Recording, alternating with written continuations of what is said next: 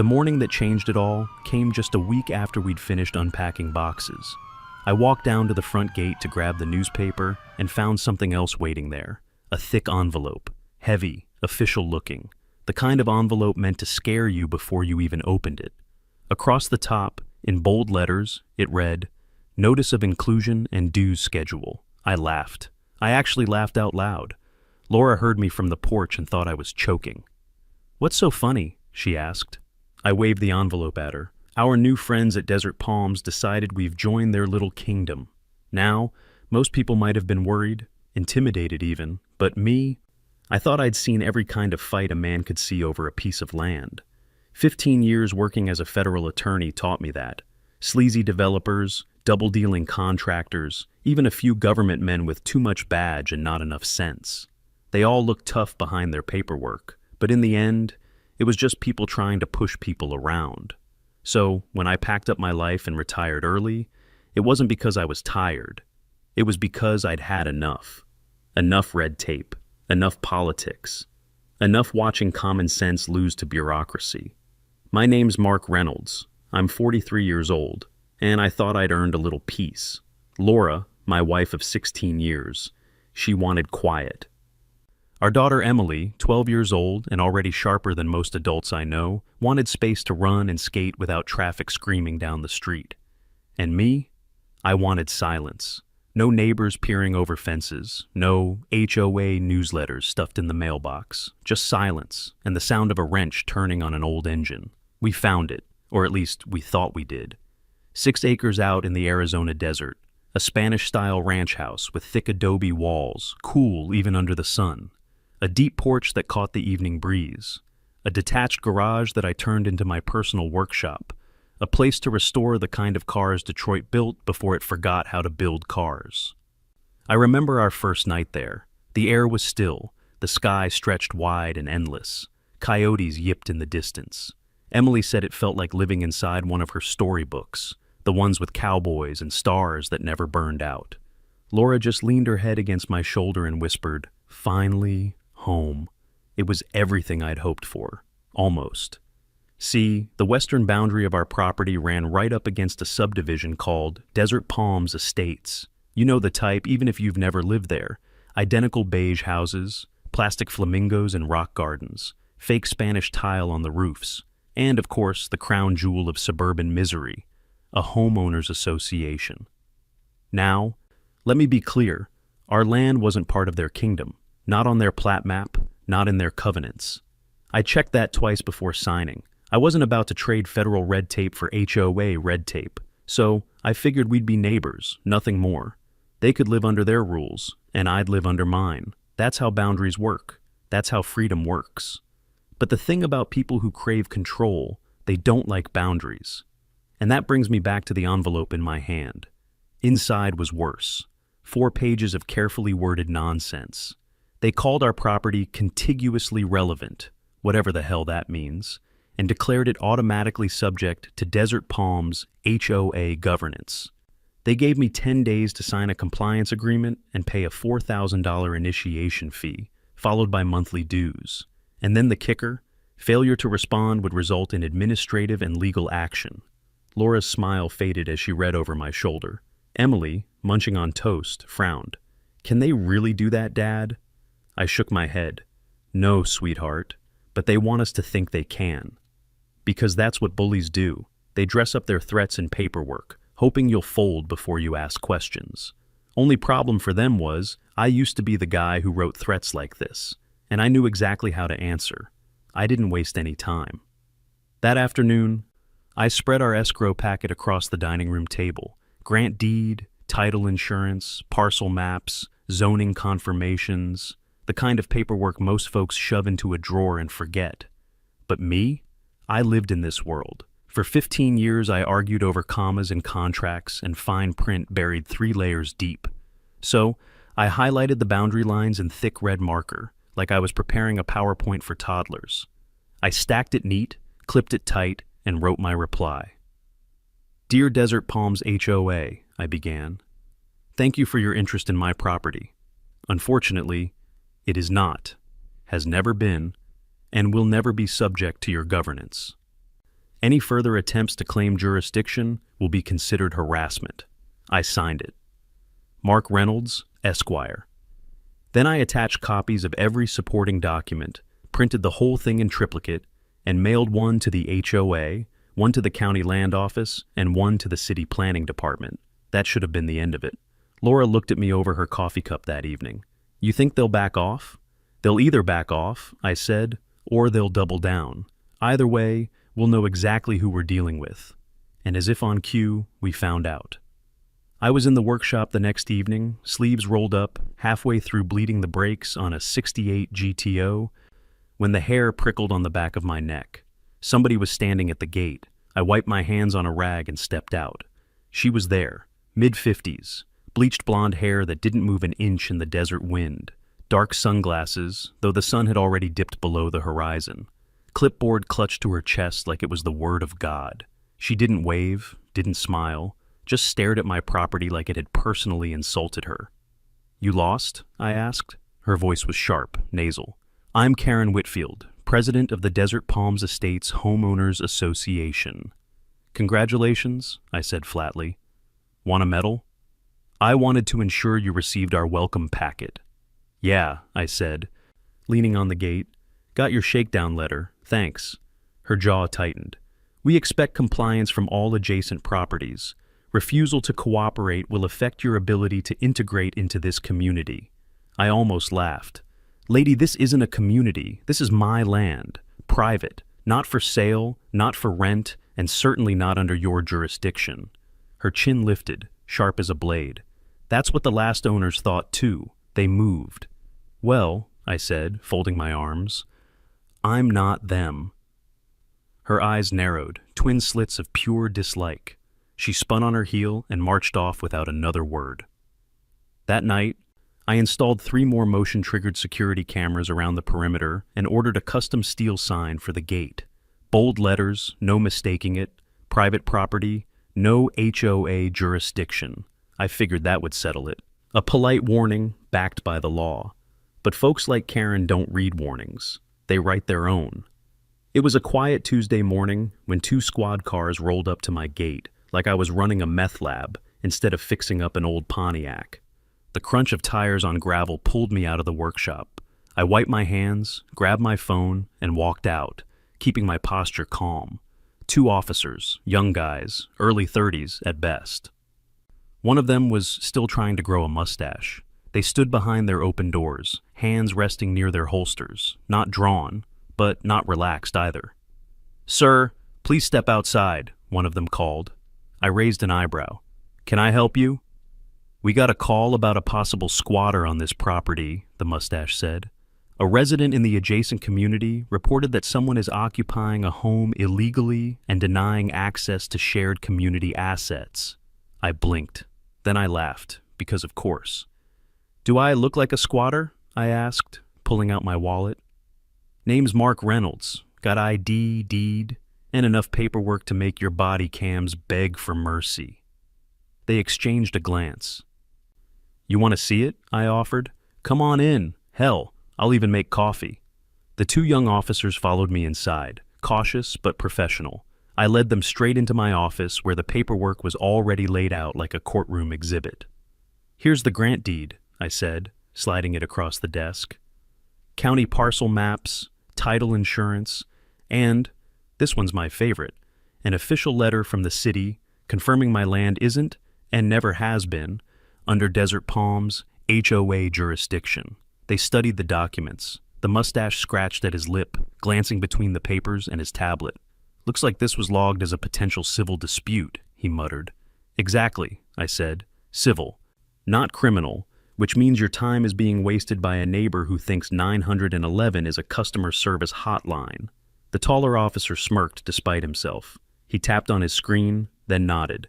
"Your paperwork checks out, Mr. Reynolds. Sorry to trouble you." "No trouble," I said, though my voice carried a harder edge. "But next time Desert Palms calls, maybe remind them police resources aren't a toy for their zoning fantasies." They both nodded, clearly annoyed at being played. Professional courtesy meant they couldn't say it outright, but I could read it in their eyes. They were done with this nonsense. We walked back outside together. The squad cars eased out onto the gravel, engines low. That's when I saw them. Karen Whitfield, standing 20 feet away with 3 of her HOA loyalists, all dressed in pastel polos and judgmental sunglasses, watching. Karen crossed her arms, chin high. "You can play lawyer all you want, Mark, but you will join this community. We're not finished." I walked up to the gate, leaned against it like I had all the time in the world. Calm, steady. "I don't think you understand how this works, Karen," I said, loud enough for every one of her little disciples to hear. "This isn't a negotiation. This is me telling you to stop trespassing, stop lying to the police, and stop pretending you're in charge of anything beyond your HOA newsletter." Her nostrils flared. One of her sidekicks muttered something, but Karen snapped without even looking. "Don't speak." I smiled, slow and deliberate. "Keep pulling stunts like this, and you're not just looking at civil harassment, you're looking at jail. And I don't mean your imaginary HOA jail, I mean the real one, with bars and orange jumpsuits." For a moment, her mask slipped, just a flicker. Then she spun on her heel and stormed off, her little entourage scrambling to follow. I stayed at the gate until they disappeared. Then I went back to the shop, turned the music up louder, and welded a second sign beneath the first one. "Trespassers will be filmed, reported, and publicly mocked." And I meant every word. For 3 days, things were quiet. Too quiet. Laura started to relax again. Emily roller skated the driveway without looking over her shoulder. Even I let myself breathe a little easier, though I kept checking the cameras each night before bed. Then came the next move, another envelope. No return address this time, just the city seal. Inside, a fire code violation, neatly typed, complete with citation numbers and a fine schedule. According to the notice, my workshop's electrical wiring was a significant public hazard. I read the date of the violation. The same morning the cops had shown up. I slid the paper across the breakfast table. Laura frowned, her voice tight. "Are they serious?" "Oh, they're coordinated," I muttered. By afternoon, another envelope arrived, this one from the Department of Environmental Quality. An anonymous complaint that I was dumping motor oil into the ground, contaminating the water table. Emily looked up from her math homework. "Is that the mean lady again?" I tried to laugh it off, but when I stepped outside to the side of the shop, my blood ran cold. There they were, 4 rusty old barrels stacked against the south fence, black gunk dripping from the seams. A pile of busted tires and broken concrete beside them. They hadn't been there the day before. I didn't touch a thing, just pulled out my phone and snapped 30 photos from every angle. Then I called the county sheriff and the DEQ office. If they wanted to frame me, I was going to make damn sure they got caught in the act. The sheriff's deputy arrived first. He crouched by one of the drums, scraping the side with his knife. "This ain't recent," he said. "These have been sitting somewhere else for a long time." "Exactly," I told him. "They were planted here, and I've got surveillance." Or so I thought. When I pulled the feed from the nearest camera, my stomach sank. The footage cut out around 2 in the morning, came back online after sunrise. Jammed. Somebody knew what they were doing. This wasn't HOA pettiness anymore. This was sabotage. By the time the environmental inspector showed up, the sheriff's deputy was still scratching his head. The DEQ guy was older, sunburnt, and clearly tired of long drives to look at garbage. He walked the fence line, took one look at the drums, and snorted. "Honestly, this looks staged. These barrels don't even match what's used in this county. They're not tagged, not transported legally, and from the smell, they've been sitting in somebody's warehouse for years." He tested the soil. Clean, air quality, normal. He wrote his report, shook his head, and muttered, "Feels like somebody's trying to use us for a neighborhood squabble." No kidding. But because procedure is procedure, he still had to file paperwork, which meant a case number, which meant another file with my name on it, sitting in some government drawer. Exactly what Karen wanted. I asked for a copy of everything and sent it straight to my attorney. That night, I combed through every second of footage from the other cameras. At 2:06 a.m., there it was, a silhouette, short, stocky, moving like they'd done this before. A pickup truck idled just beyond the fence line. 2 figures hopped out, rolled the barrels in, stacked the tires, drove off in under 5 minutes. Faces hidden, plates covered, but I recognized the way the gate swung open. The figure at the edge, clipboard in hand, arms crossed. Not Karen herself. She was too careful for that. No, this was her right-hand man. Dave Collins. Always with that smug, I'm just helping the community smile. I couldn't prove it yet. But I was close. The next morning, another envelope arrived. This time from the building department. A formal complaint accusing me of converting my garage into a workshop without permits. I laughed so hard Laura thought I'd lost it. That's when it hit me. They weren't going to stop. Not until they buried me under a mountain of fake violations. Paper bullets, fired one after another. If one didn't hit, the next one might. But if Karen wanted to fight with paper, fine. I knew how to turn paper into a weapon too. I called every department that had sent me a notice. Fire, environmental, building. And I scheduled all inspections on the same day, at the same hour, back to back. If they wanted to bury me in bureaucracy, I was going to drag them into the same room and make them see they were all being played. When inspection day came, I brewed a fresh pot of coffee and set out chairs in the workshop. Then I greeted them, one by one. Fire marshal, environmental officer, building inspector. 3 clipboards, 3 sets of skeptical eyes. Gentlemen, I said, let's get this circus started. For the next 2 hours, they combed through every inch of my shop, checked outlets, ran soil tests, compared schematics, crawled under the lift, examined the permits, measured wiring gauge with calipers. And when it was over, they each signed off. 0 violations. Not one. The building inspector, an older man with gray hair and a face lined from years of squinting at blueprints, looked up from his clipboard. He smirked. You've got enemies, Mr. Reynolds. Not enemies, I corrected. Just a neighbor with a god complex. He chuckled, capped his pen, and walked out. But before they left, I handed each of them a USB drive. Inside, the footage of the 2 a.m. delivery, the truck, the silhouettes, Dave with his clipboard. Keep it, I told them, just in case this little feud turns into something bigger. They looked at each other, nodded, and tucked the drives away. When the last car rolled off down the dirt road, I stood in the quiet workshop, the smell of oil and metal thick in the air. And I realized something. Karen wasn't just poking at me anymore. She was trying to corner me. But here's the thing about corners. They work both ways. You can trap a man, or you can force him to stand his ground and fight.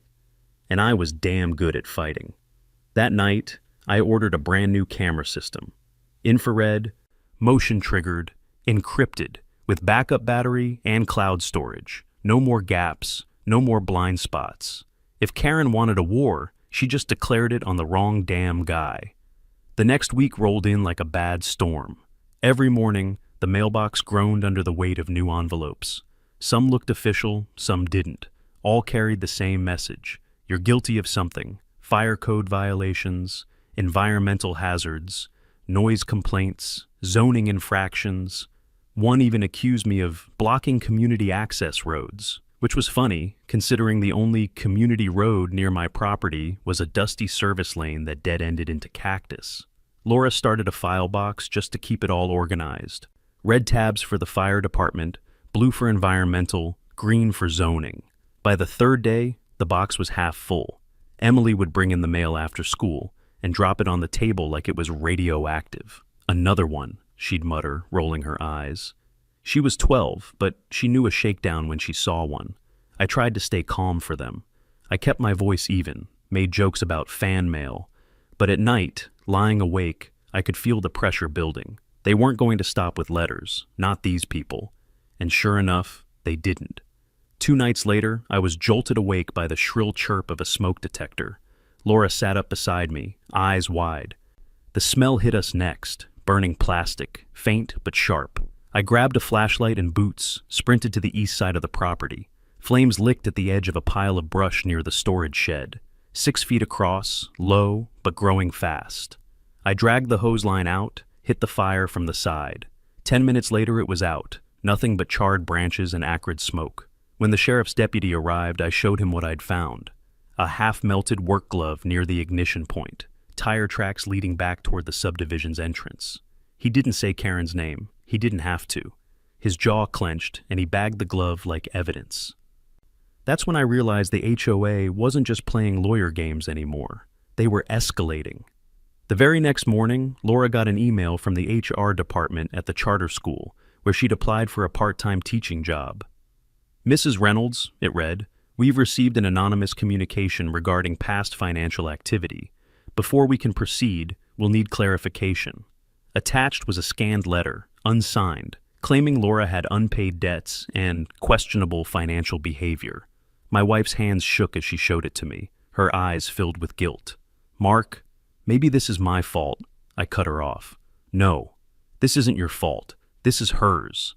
I pulled the document's metadata. The author field read, "Deep Admin 2, Desert Palms HOA. They weren't just coming after me anymore. They were trying to take down my family." That was the moment something in me snapped. Not in anger, not in fear, in clarity. Karen and her crew didn't just want compliance. They wanted control, absolute control. And because they couldn't get it from me, they were going to burn everything around me until I broke. Well, I don't break. I fight. I doubled my security, installed thermal cameras, motion sensors, encrypted backups. I filed a restraining order request for Laura and Emily. And I called the detective who'd already started sniffing around this HOA mess. I handed him the glove, the fire footage, and the metadata from the email. 2 days later, he called back. His voice was sharp, clipped. We ran DNA off the glove, came back matching one Aaron Whitfield, Karen's nephew, HOA's contractor for landscaping and security. Bingo. Now it wasn't just civil harassment, it was conspiracy, sabotage, criminal. I knew then I had enough to turn the tide, but evidence only matters when the right people see it. So I went back to what I do best: paper. Not just legal briefs, traps. There was one spot in my shop without cameras, a blind spot I'd left on purpose, just in case. I rigged it with bait, a dummy toolbox stuffed with altered copies of permits, missing inspection signatures, and an envelope labeled cash payments. I left the side gate just barely unlatched, the garage app showing partially open, and I made sure Dave Collins saw it. That afternoon, I watched him from the porch, pretending to walk a dog he didn't own. He glanced at the gate. I nodded at him, just once, like daring him. By dusk, the trap was sprung. On the footage, Dave slips through the side gate. No hesitation, no gloves. He opens the toolbox, flips through the papers, snaps photos of each one. He even unfolds the envelope, peers inside, smirking like he'd found gold. Then he slips back out, thinking he got away clean. What he didn't know was that he'd tripped a silent motion sensor. 2 cameras caught him, close up, in perfect detail. His face, his phone, the HOA lapel pin shining on his shirt. When I reviewed the footage that night, I couldn't help it. I laughed. A real deep laugh, because now I had him. I packaged it all: footage, sensor logs, metadata, copies of every incident report, labeled it Exhibit A, Unauthorized Entry and Surveillance Attempt, Desert Palms HOA. And I sent it straight to the prosecutor's office. The HOA thought paper bullets could scare me, but I'd just loaded a cannon.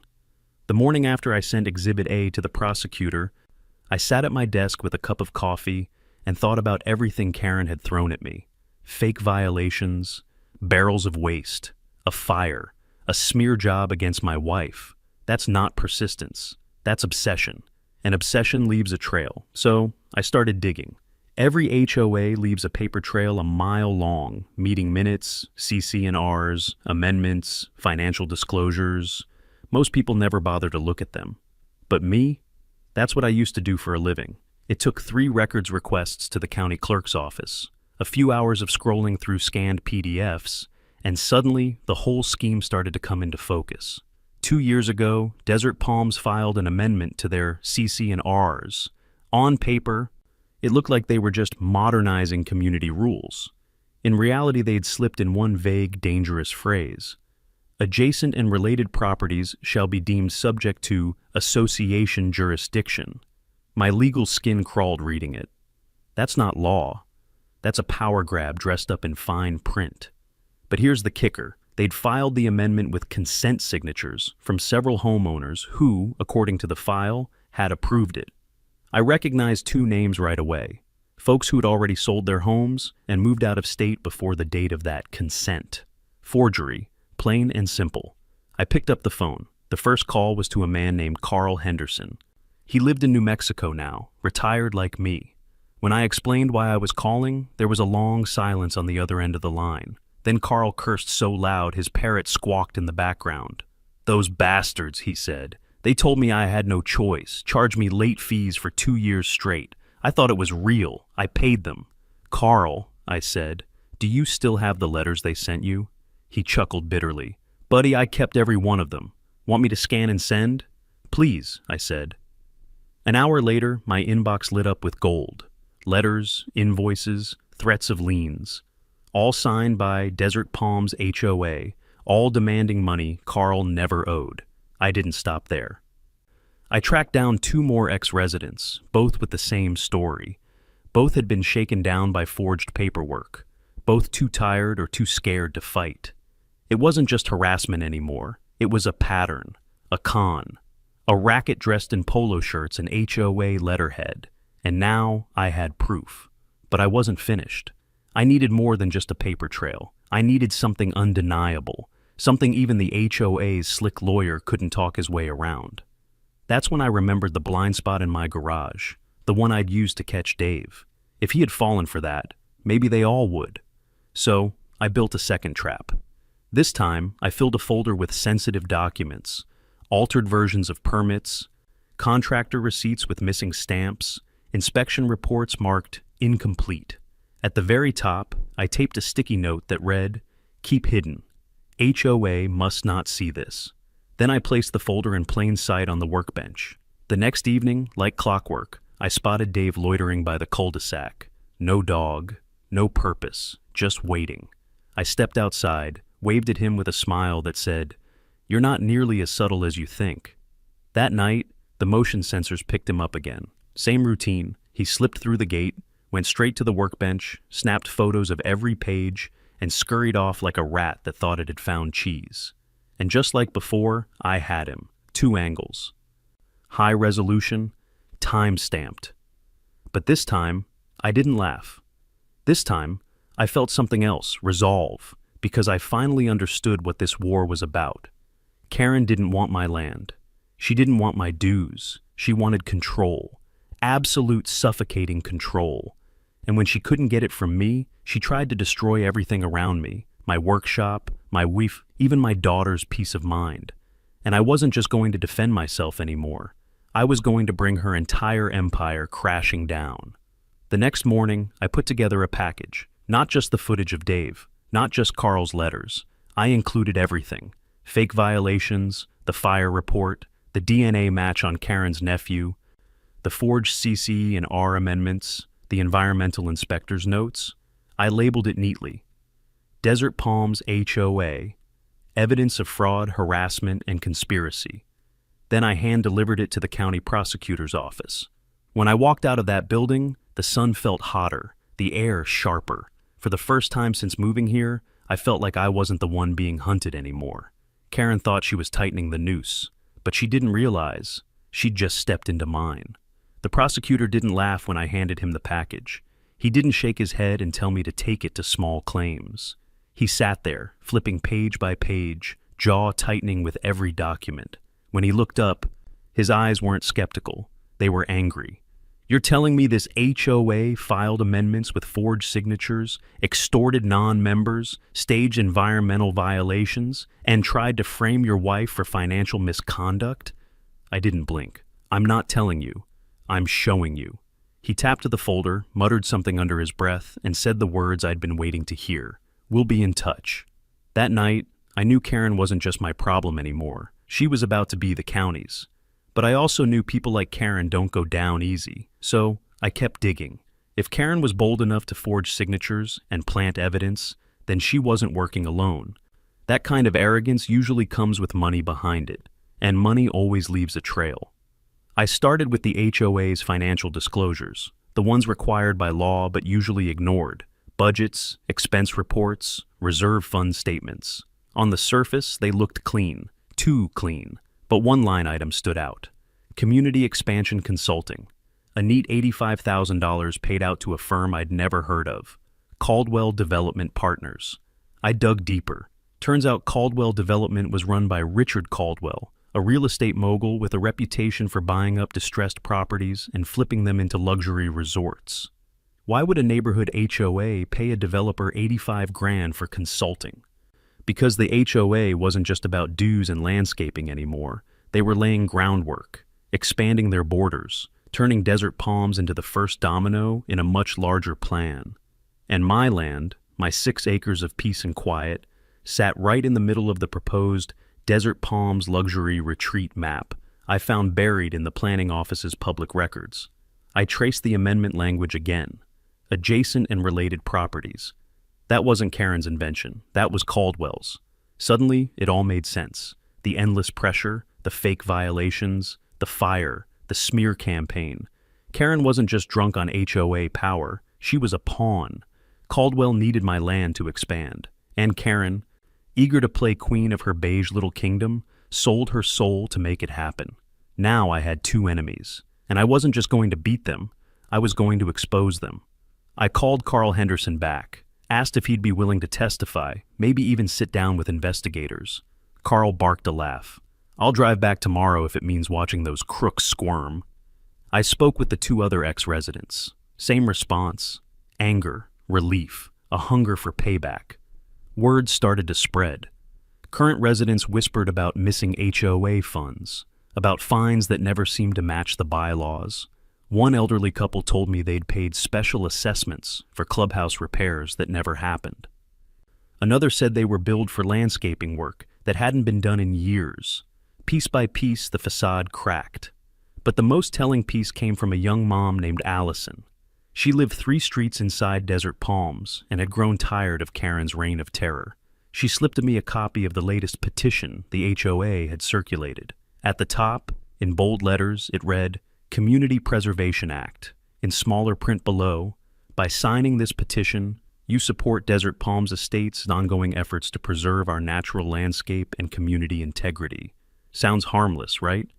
But buried halfway down the page was the real poison, a clause authorizing the HOA to acquire adjacent properties through administrative integration. In plain English, they were trying to legalize stealing land.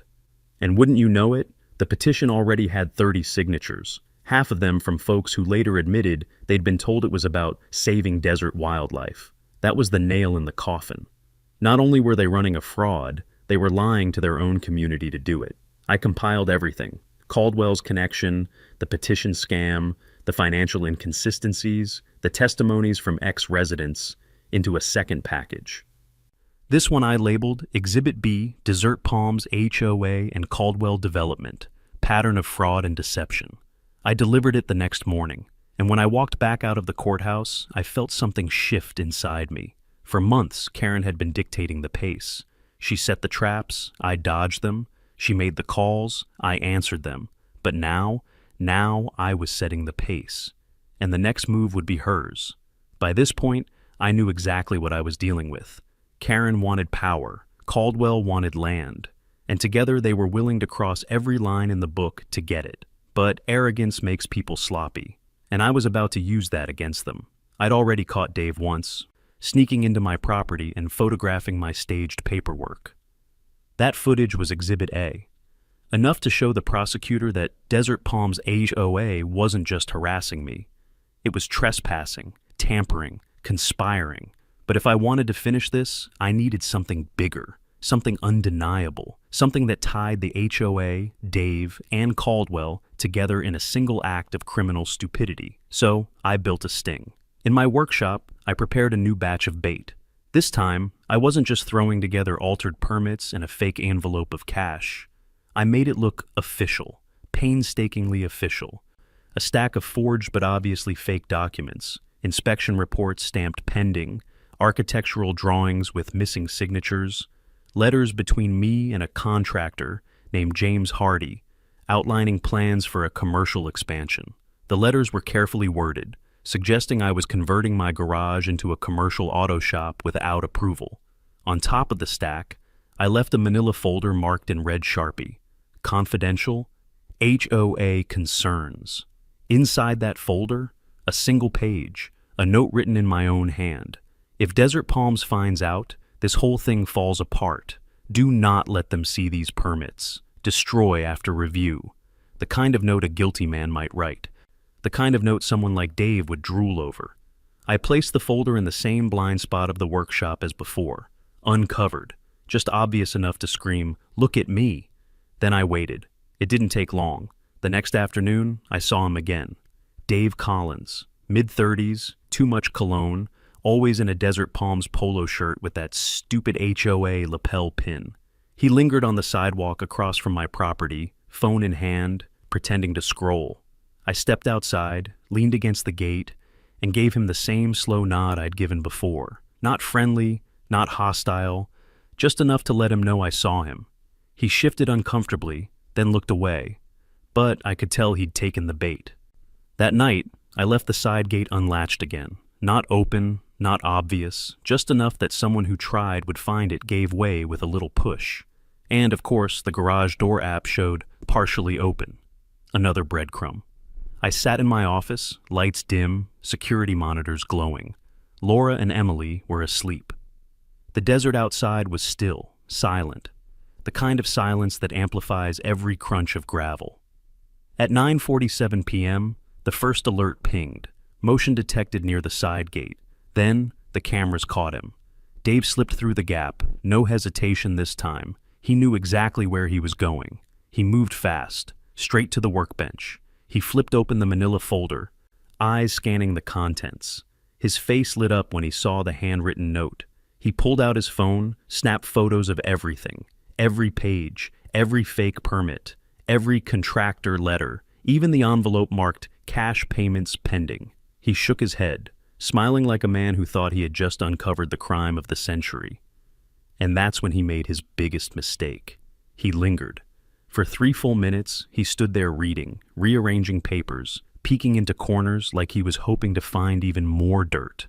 What he didn't know was that 3 different cameras had him from 3 different angles. One even zoomed automatically to capture his face. Clear, crisp, undeniable. The lapel pin gleamed on his shirt. At 9:53 p.m., he slipped back out through the side gate, glancing over his shoulder once, then vanishing into the night. I sat back in my chair, exhaled slowly, and muttered, "Gotcha." The next morning, I compiled everything. Video footage of Dave entering illegally, sensor logs proving the time and date, high-res still shots of his face, his phone, his HOA pin, a map of the property showing the blind spot he entered, copies of the fake documents he photographed, with metadata proving when I created them. I labeled the drive neatly: Exhibit C, Unauthorized Entry, Desert Palms HOA. Then I added it to the growing pile: Exhibit A, Exhibit B, and now Exhibit C. Together, they painted a picture that was impossible to ignore. Karen's HOA wasn't just pushy. It wasn't just aggressive. It was a criminal enterprise, conspiring with a developer to defraud homeowners, falsify documents, and intimidate anyone who stood in their way. And now, I had them dead to rights. I called the prosecutor's office, asked to speak with the detective assigned to the case. When he picked up, his voice was weary. "Reynolds, please tell me you don't have more for me." "Oh, I've got more," I said. "You'll want to see this." When I dropped off the new package, he plugged in the drive and watched the footage. His eyebrows shot up. "Holy hell," he muttered. "This guy walked straight into your shop and filmed forged documents." "Not forged," I corrected. "Staged. There's a difference. I wanted to see if they'd bite. And they did." He leaned back in his chair, whistled low. "You just handed us probable cause on a silver platter. Trespassing, conspiracy, attempted fraud. This isn't a civil dispute anymore." "Good," I said, "because I'm done playing civil." That night, I sat on the porch with Laura. She held her wine glass tight, staring out at the desert. "Mark," she said softly, "how much longer is this going to go on?" "As long as it takes," I told her. "But the end's coming. I can feel it." She sighed, laid her head on my shoulder. Emily skated up and down the driveway, the dog chasing her, laughing like nothing in the world could touch her. And for the first time in weeks, I believed maybe, just maybe, this would all end soon. But I also knew Karen. She always had another move, and when it came, it would be big. 3 days later, flyers appeared on doors all over Desert Palms. Emergency HOA meeting, attendance required. Karen was making her play. I could feel it in my bones. That night, as the community gathered in the Civic Pavilion, a beige stucco box with plastic stone accents, I walked in with my own folder under my arm. Dave was there, sitting tall, smug grin plastered across his face. Karen hovered nearby, the clipboard clutched like a weapon. When the meeting started, the HOA's lawyer stood and cleared his throat. He wore a gray suit too slick for the desert heat. He held up a stack of papers. "Ladies and gentlemen," he announced, "we have obtained evidence that Mr. Reynolds has been operating an unlicensed commercial auto shop on his property. These documents prove he attempted to hide violations and skirt community oversight." Gasps rippled through the crowd. Residents turned to look at me, whispers buzzing. Karen's smile stretched wide. Dave leaned back in his chair, arms folded, waiting for the kill. I stood slowly, calm as ever, and walked to the front. "Funny thing about evidence," I said, pulling a USB drive from my pocket. "It doesn't just show what someone claims, it shows what actually happened." I plugged it into the projector. The screen lit up with footage of Dave Collins sneaking through my gate. Camera 1, camera 2, camera 3, every angle, every step. The room went silent. There was Dave, on the big screen, rifling through the folder, snapping photos, holding the cash envelope up to the light, his HOA pin gleaming like a badge of shame. I turned to the crowd. "This is your HOA's evidence, not mine. Their own board member, trespassing on my land, stealing staged documents, and presenting them to you as truth." Murmurs erupted. Karen's face flushed red. Dave's smug grin evaporated. The lawyer stammered. This could be fabricated." "No," I cut him off. "It's not fabricated. It's time-stamped, cross-verified, and already in the hands of the county prosecutor. This isn't a homeowners association anymore. This is organized fraud, and every single one of you has been paying for it." The crowd exploded. Shouts, accusations, years of pent-up frustration finally boiling over. Karen tried to gavel the room back to order, but nobody listened. Her control was gone. I slipped the drive back into my pocket, walked toward the exit, and glanced over my shoulder just once. Karen's eyes burned with hatred.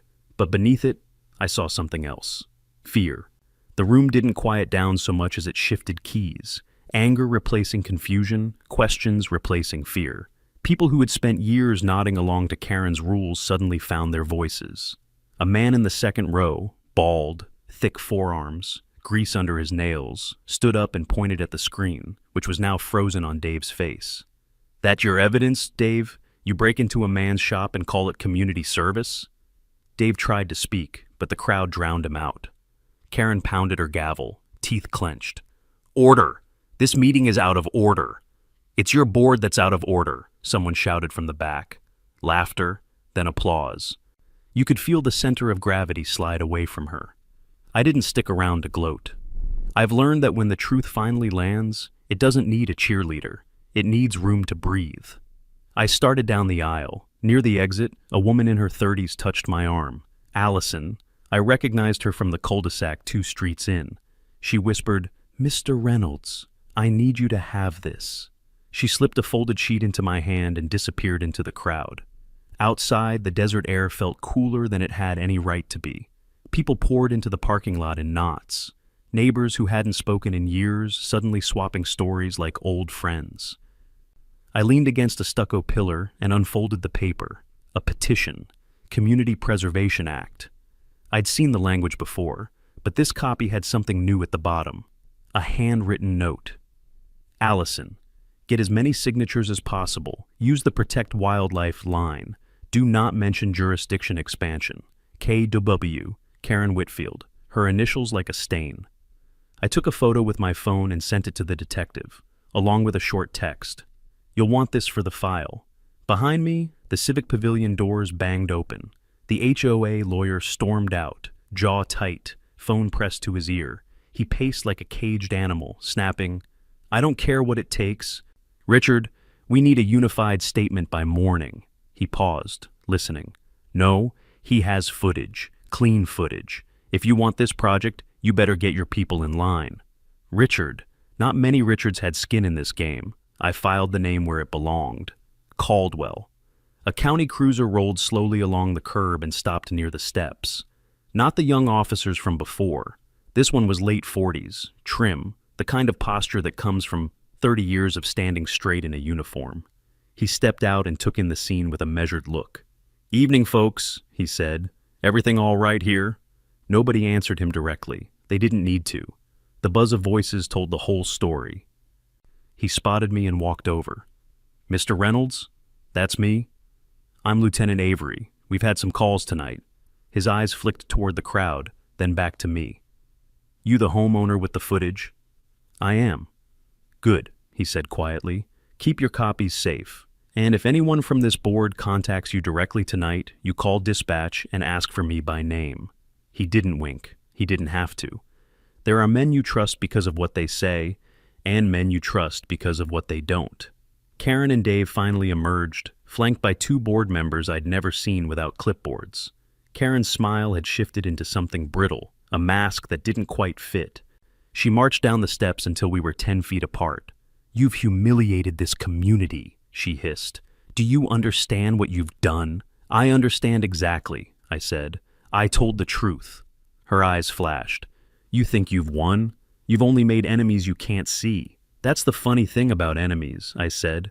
"They get a lot easier to see under a spotlight." Dave stepped forward, puffed up. "You're going to regret this." "Already regretted buying cheap cameras," I said. "Upgraded last month. You looked great on the new ones." A few neighbors laughed, short and sharp. Karen flinched like laughter hurt worse than handcuffs. From the edge of the lot, I heard my name. Laura and Emily were standing by our truck, watching with that particular Reynolds blend of fear and pride. I raised a hand to them, just a small signal. "We're okay." The lawyer reappeared, voice low but urgent, still glued to his call. "Richard, listen to me. If we let this narrative harden, the county won't touch rezoning for 2 years. I said 2 years. Yes, I know about the petition. He has that too. 2 years. That told me everything I needed to know about Caldwell's timeline, his appetite, and his panic. Lieutenant Avery spoke softly at my shoulder. "We'll be taking formal statements. Might not be tonight, but soon." "I'll be ready," I said. Inside the pavilion, the board tried to regroup. You could see them through the glass, reminding me of actors stuck on stage after the audience had already gone home. A few residents marched back in with phones recording, demanding to see financials, minutes, anything. For the first time in a long time, the board didn't have answers. On the sidewalk, a retired teacher named Mrs. Dunham, small and fierce, approached me with tears in her eyes. "I paid 3 special assessments last year," she said, voice trembling. "They told me it was for the clubhouse roof. It still leaks when it rains." "Do you have the notices?" I asked. "In a drawer," she said, "in order. Dated. Would you be willing to share them with the county?" She straightened, a spark lighting behind the ears. "I would." More people stepped forward, landscaping bills for services never performed, fines that didn't match any printed bylaw, threat letters, all graced with Karen's tidy signature. It wasn't just me anymore. It never had been.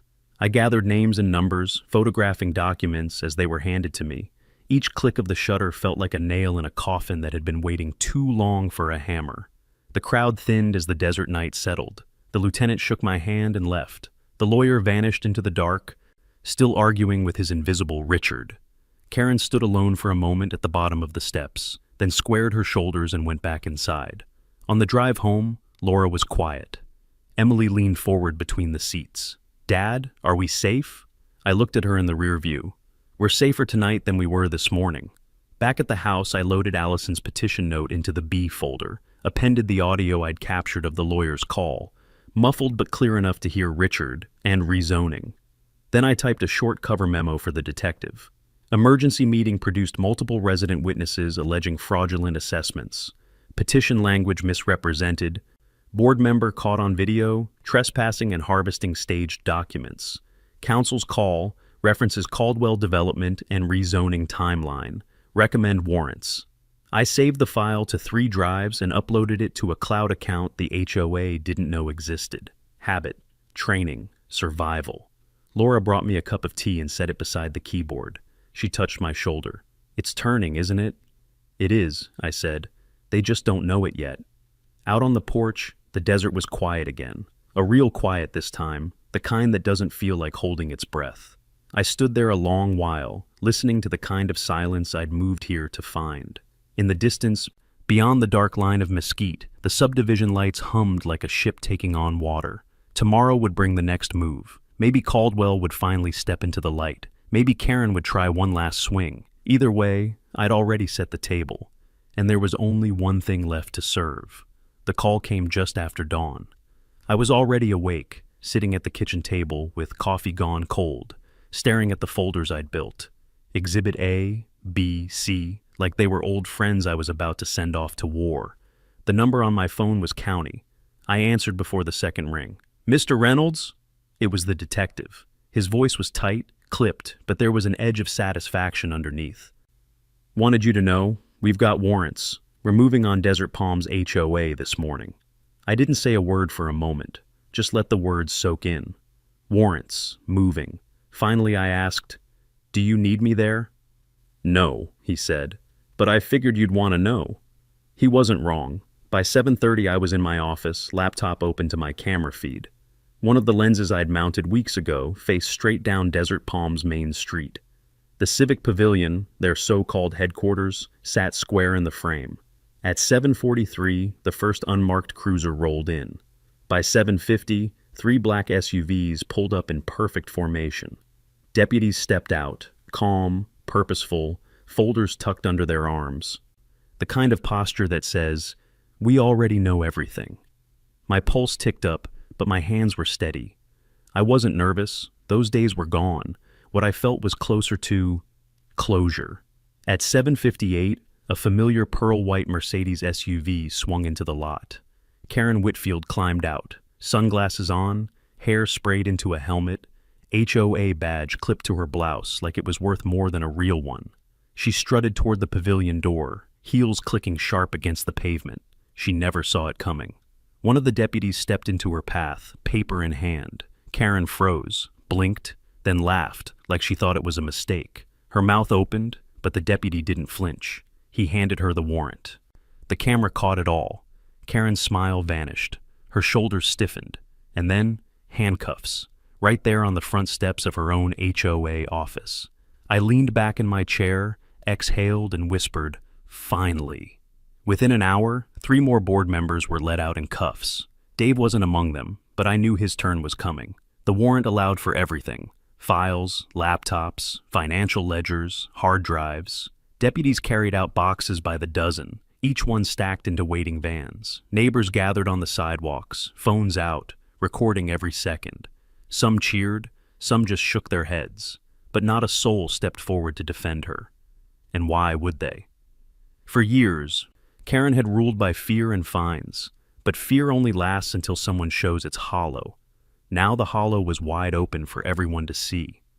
That afternoon, I bolted a steel post into the ground at the edge of my property, facing straight toward Desert Palms' main drag. On top of it, I mounted a solar-powered LED screen I'd been tinkering with for weeks. At 5 p.m. sharp, it flickered to life. The first clip, Karen at my gate, demanding compliance. The second, squad cars rolling up to my workshop after her bogus 911 stunt. The third, Dave sneaking into my garage, rifling through the baited folder, each scene captioned with bold white letters: illegal trespass, fraudulent documents, targeted harassment, and then, the footage from that morning, the crown jewel. Karen Whitfield, president of Desert Palms HOA, being cuffed on the steps of her Civic Pavilion. The screen looped every 15 minutes. By sunset, cars slowed as they passed. Kids took selfies in front of it. One old man from down the road dropped a 6-pack of beer at my gate with a note that read, "About damn time." I didn't mount the screen for revenge, not really. I did it because people like Karen thrive on silence. They count on neighbors being too scared or too tired to fight back. And silence was one thing I wasn't about to give them. That night, Laura and I sat on the porch. Emily skated lazy loops up and down the driveway, the dog bounding beside her. The desert was quiet again, the kind of quiet I'd bought this land for. Laura reached over, touched my hand. "It's over, isn't it?" I looked out at the glowing screen, at Karen's frozen face in handcuffs. "Not yet," I said, "but it will be." Because this wasn't just about one HOA president drunk on power. This was about the machine behind her, the developer who thought he could buy a kingdom one forged signature at a time. And I wasn't done with him, not by a long shot. Karen in cuffs was only the beginning. Fraud like hers doesn't happen in a vacuum. It takes money, muscle, and somebody pulling strings in the background. And I already knew whose name was on those strings: Richard Caldwell. The county didn't say much in the days following the raid, but the silence told its own story. Deputies don't carry out that many boxes without finding something juicy. And sure enough, a week later, the local paper ran a front-page headline: HOA investigation expands to developer Caldwell Partners. The article quoted sources close to the case. Financial records seized from Desert Palms showed large payments from HOA accounts to Caldwell's firm, labeled as consulting fees. But the amounts didn't match the services. They were cover charges, kickbacks. Suddenly, it wasn't just Karen's little kingdom at stake, it was a whole development empire. I wasn't surprised. I'd already seen the luxury retreat map buried in planning files. My land sat like a bullseye in the middle of it. What surprised me was how far Caldwell's reach went. Lobbyists, surveyors, even a couple of junior city planners had his fingerprints on their calendars. The man hadn't just planned to swallow Desert Palms.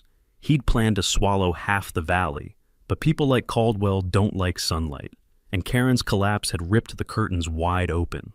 Neighbors who once whispered now came forward in broad daylight. One couple admitted they'd been pressured into selling their rental home after a string of bogus compliance violations. Another resident said Caldwell himself had walked her property line with Karen at his side, hinting she might want to cash out before the HOA got serious. It was extortion in golf shirts. 3 days after the article, my phone buzzed. The detective again. His tone was different this time, less weary, more sharp. "Reynolds, I thought you'd like an update. Caldwell's on our radar. We've traced funds from HOA accounts directly to his shell companies. Fraud, conspiracy, maybe even racketeering if the DA goes big." I let out a long breath. "About time." "We're not done," he added. "That footage you gave us, Dave sneaking into your shop, that sealed the deal. Shows intent, shows conspiracy, and Karen's not protecting him anymore." "What do you mean?" "She flipped," he said flatly. "Her lawyer's negotiating. She's naming names." For a moment, I just sat there, stunned. Karen Whitfield, Queen of Desert Palms, the woman who once stood at my gate like she owned the dirt under my boots, had cracked. The empire was eating itself. It didn't take long for the neighborhood to hear the news. Rumors spread faster than wildfire in dry brush. At the grocery store, I overheard folks from Desert Palms whispering, "They say Caldwell's office got searched." I heard he wired money offshore. Karen's cutting a deal to save herself. The HOA board, what was left of it, resigned in a trickle. Some walked away quietly. Others shouted about witch hunts before slamming doors. But none of them stayed. By the end of the week, Desert Palms Estates had no board, no president, and no money left in its accounts. For years, they'd terrified homeowners with fines and letters. Now their own mail was full of subpoenas. I'll never forget the morning I saw it on my screen. Caldwell himself, tall, silver hair slicked back, custom suit that didn't belong in the desert heat, being led out of his downtown office in handcuffs. Cameras flashed. Reporters shouted questions. He didn't answer. He didn't look at them. He just stared straight ahead like a man who finally realized his kingdom was built on sand. That image made the evening news in 3 states. Laura sat beside me, shaking her head. All that money, all that power, and this is how it ends? "Funny thing about power," I said. "It always looks unshakable until it's gone." Back in Desert Palms, things shifted fast. The county appointed an interim administrator to keep the lights on. For the first time in years, homeowners actually gathered, without fear of fines. They compared notes, shared stories, even laughed about the absurdity of flamingo bans and mailbox paint codes. Allison stopped by one evening, her little boy in tow. She handed me a pie and said, "On behalf of the neighborhood, thank you. If you hadn't stood up, none of us would have." I waved her off. "Don't thank me, thank Karen. She made the mistake of thinking a lawyer wouldn't notice forged signatures." Allison laughed, genuine this time, and for the first time I saw what Desert Palms could have been if it hadn't been strangled by control. That night, I sat on the porch with a glass of whiskey.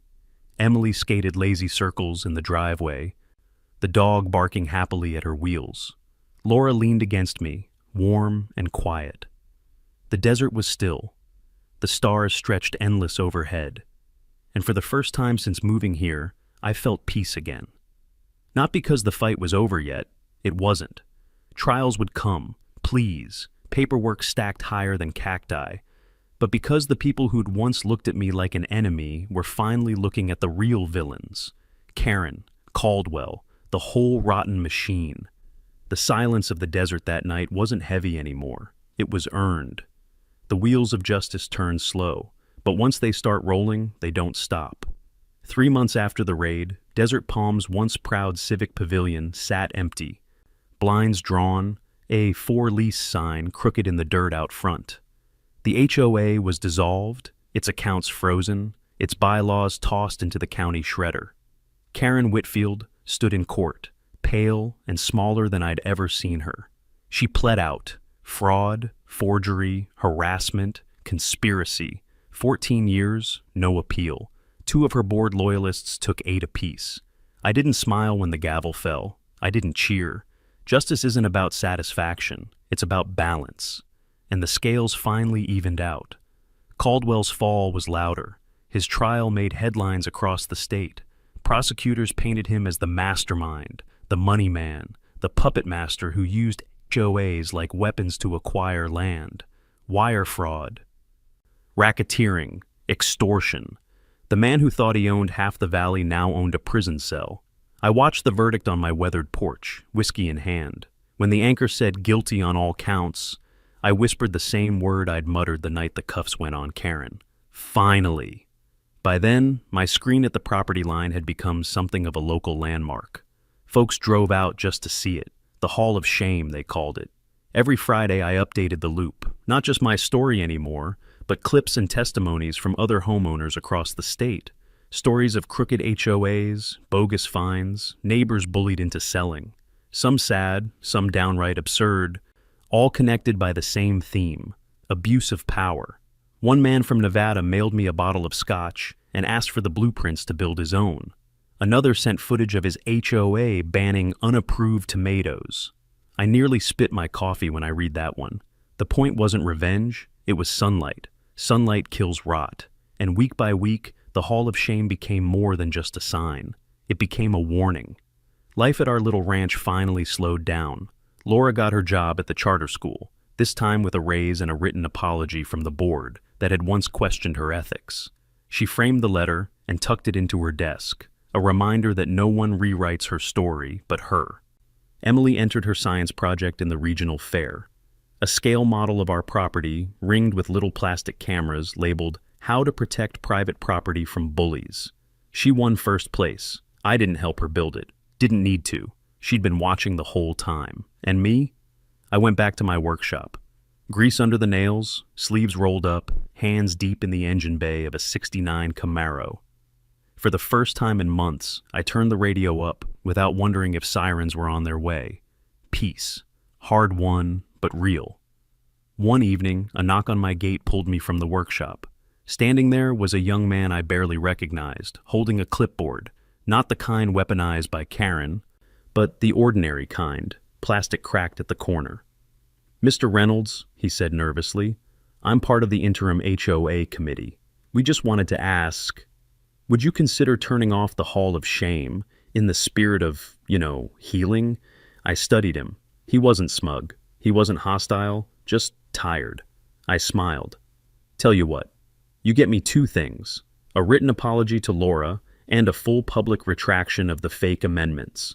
Put it in black and white, signed by the whole interim board." He blinked, then nodded slowly. Fair enough. They never followed up, and the screen kept running. I framed the HOA's generic apology letter, the one mailed to every homeowner after the board dissolved, and hung it in my garage right next to the signed photo of the first Corvette I ever restored. One represents wasted authority, the other, honest work. I like the contrast. Now, every evening, I sit on the porch with a cold drink, Laura reading beside me, Emily skating lazy circles with the dog nipping at her heels. The desert wind cools as the sun dips, and the silence isn't heavy anymore. It's clean. On the gate hangs the same sign I bolted up months ago. Private property. No HOA jurisdiction. And beneath it, I added a second. Trespassers will be educated mercilessly. People sometimes ask why I fought so hard. Why not just pay the fees, sign the papers, keep my head down? The answer's simple. Because silence is what they count on. And silence is the one thing I'll never give them. Not now, not ever.